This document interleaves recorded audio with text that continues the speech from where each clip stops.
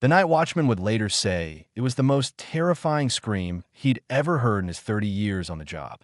It wasn't just the sound that chilled him. It was the way it seemed to echo through the quiet streets at dawn, carrying something more than fear, something that spoke of a horror beyond imagination. That scream marked the beginning of a story so dark many still refuse to speak of it. Emma Carter's hand shook as she stood in her father's doorway, her 18-year-old frame frozen in the kind of terror that changes a person forever.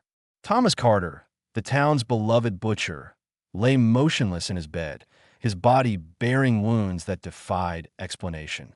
Just yesterday, he had been alive, laughing, helping struggling families with free cuts of meat, teaching Emma how to manage the shop's books. Now he was gone, taken in a way that would haunt the town for years to come.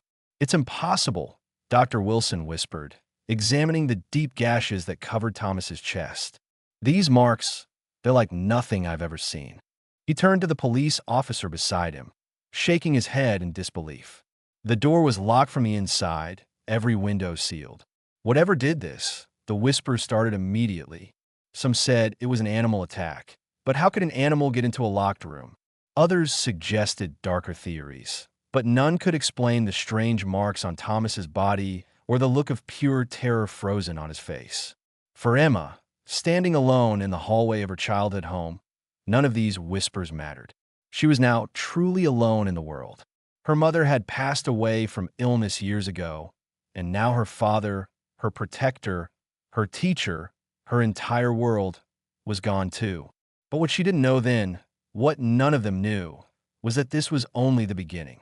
The true horror was still to come, wrapped in the false comfort of family and hidden behind the masks of those who claimed to care. As Emma sat in the empty shop that evening, surrounded by the tools of her father's trade, memories washed over her like waves. The worn leather of his apron still hung on its hook, and she could almost hear his cheerful voice calling out to customers. "You see, Emma," he had told her just last week, his eyes twinkling as he showed her how to check the books. "Our shop isn't just about making money. It's about taking care of people." She remembered how he would slip extra cuts of meat into packages for families he knew were struggling, always with a conspiratorial wink in her direction. The memory of their last day together now felt like a knife in her heart. Thomas had been unusually quiet that morning, studying old photographs she'd never seen before. "Your Uncle Robert wasn't always like he is now," he had said, showing her a yellowed picture of two young boys smiling at the camera. "We were so close once before money changed him." Emma hadn't asked more then. Her father rarely spoke about his younger brother. She knew only bits and pieces. How Robert had demanded half the shop when their father died. How he'd threatened legal action. How he disappeared 5 years ago after Thomas refused to sell. Now she wished she'd asked more questions. The sound of the shop's bell jerked her back to reality. Mrs. Thompson, one of their regular customers, stood there with tears in her eyes. "Oh, Emma," she said, pulling the girl into a tight embrace. "Your father saved my family during the worst winter of our lives. Never asked for a penny back." She pressed an envelope into Emma's hands. "We all remember." As word of Thomas's death spread, more people came forward with stories. The old man whose grocery bill Thomas had paid in secret. The young mother whose children he'd fed when her husband left. The struggling student he'd given a part-time job. Each story revealed another thread in the tapestry of kindness her father had woven through their community. But amid the flood of mourners, Emma noticed something strange. People who came to pay respects would start to say something about the night before her father's death, about sounds they'd heard, about shadows they'd seen moving in the dark, only to fall silent when others came near. It was as if a shadow of fear hung over their words, something they dared not speak aloud 200 miles away, in a rundown traveling show on the outskirts of another town. Robert Carter stood before a massive cage, his face illuminated by flickering lantern light. The bear inside wasn't always the monster it had become. Once it had been a playful cub found abandoned in the woods, but Robert had seen something else in those innocent eyes, a tool he could shape, a weapon he could control. Time for another lesson, he would whisper during those long nights of training. The methods he used were cruel. Starvation, pain, and fear became his tools. He would hold food just out of reach until the bear learned to attack on command. Month after month, he broke the animal's spirit, turning its natural strength into a controlled fury that he could direct at will. Linda, his wife, watched these sessions with growing fascination. Perfect, she would say, seeing the bear respond to Robert's subtle signals. Thomas won't know what hit him. Their son James learned to mimic his father's cruelty, practicing the commands when Robert wasn't around. The bear's transformation wasn't the only darkness in Robert's life. Local papers told stories of mysterious accidents at his shows, competitors who suddenly went out of business, animals that attacked their owners, properties that changed hands under suspicious circumstances. But no one could ever prove anything. Robert was too clever, too careful. He kept a journal hidden under loose floorboards in his trailer. Its pages revealed an obsession that had consumed him for years: his brother's success. Every entry burned with jealousy over the butcher shop that should have been rightfully half his. He tracked Thomas's growing prosperity from afar, his hatred festering like a wound that wouldn't heal. "The fool thinks kindness builds a legacy," he wrote. "I'll show him what real power looks like." The final pages detailed his plan: how to train the bear to kill without leaving evidence, how to make it look like an accident, how to position himself as the grieving brother who would take care of his niece. What Robert didn't record was how the bear watched him during those planning sessions, its eyes holding something beyond the blank stare of a broken animal, something that looked almost like patience, like waiting. The morning of the funeral brought a performance worthy of the theater. Robert arrived with Linda and James, his face a perfect mask of grief. Neighbors who had gathered to support Emma watched as he threw himself over his brother's coffin, crying out with such convincing anguish that several people had to turn away. "My dreams warned me," he sobbed, gripping the coffin's edges. "Night after night, I saw you calling for me, brother. Why didn't I come sooner?" Linda stood beside him, dabbing at her eyes with a lace handkerchief, while James kept his gaze fixed on Emma with an intensity that made several mourners uncomfortable. Emma felt numb as she watched her uncle's display. Something about his tears seemed rehearsed, like an actor who had practiced his lines too many times. But when he wrapped his arms around her, declaring to everyone that he would take care of his beloved niece, who could object? After all, he was her only living relative. The changes began the very next day. First, it was small things. Linda rearranging furniture that had stood in the same places since Emma's mother was alive. Then Robert began reviewing the shop's paperwork, spending hours in Thomas's office.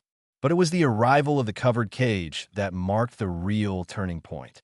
"A protection measure," Robert explained to the concerned neighbors as his crew unloaded the massive container. "These streets aren't as safe as they used to be."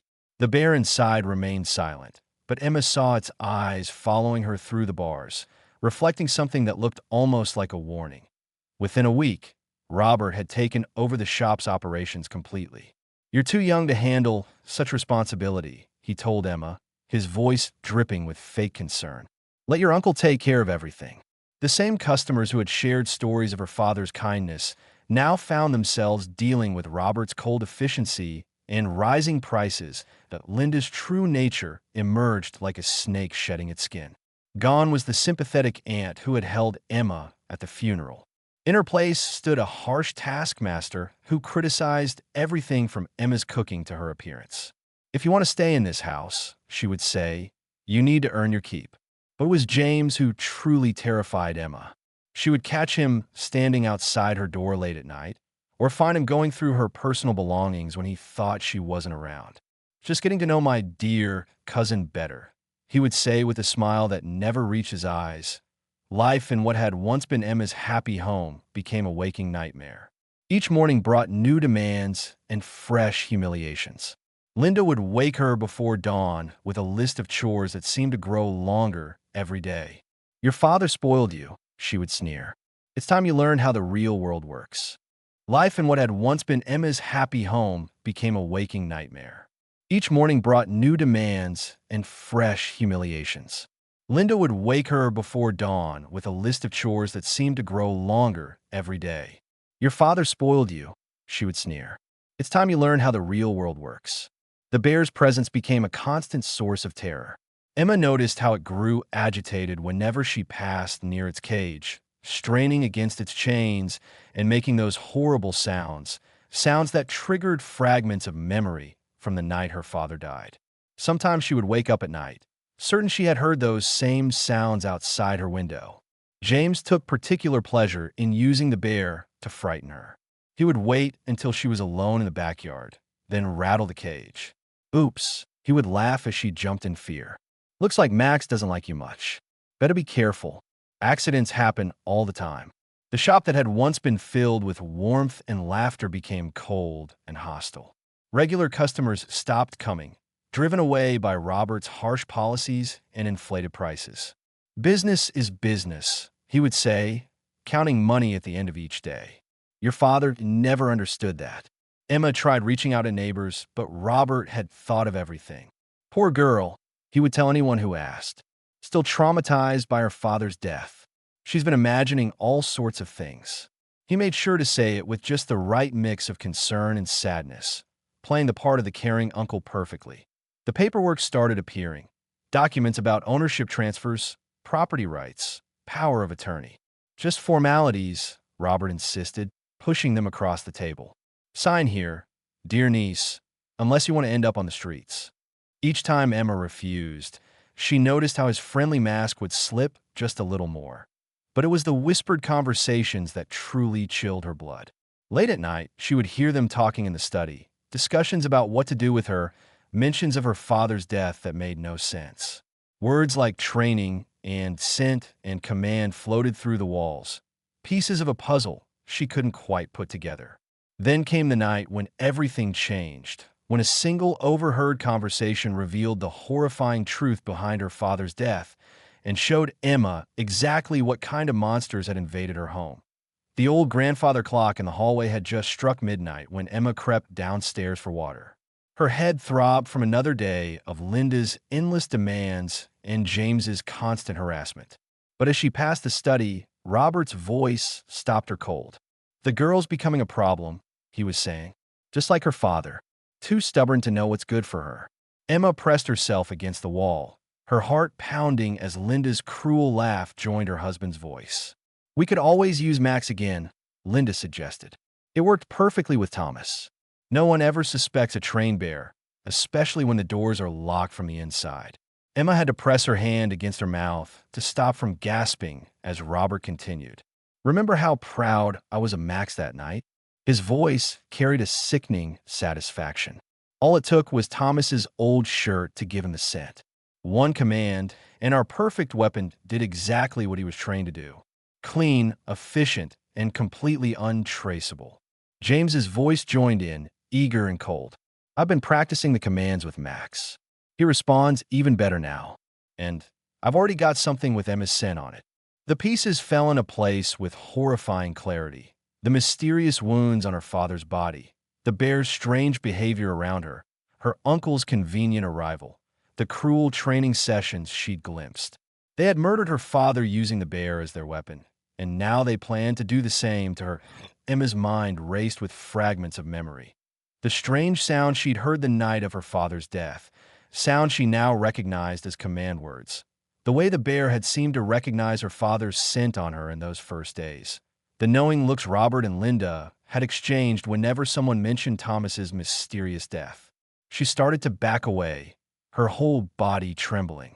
But in her dazed state, she knocked against the hall table. The vase wobbled, then crashed to the floor with a sound that seemed to shake the whole house. What was that? Robert's sharp voice cut through the silence.